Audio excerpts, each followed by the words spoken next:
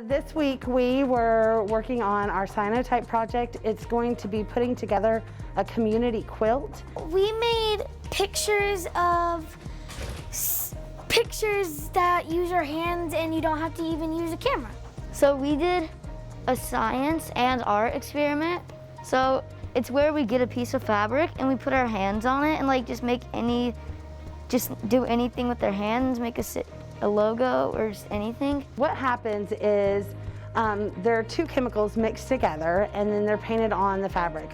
We placed our hands on fabric and we kept it there for 2 minutes to 3 minutes, and then we ran to a bucket and put it in water. And when it comes out, the image is done. And it looks so cool.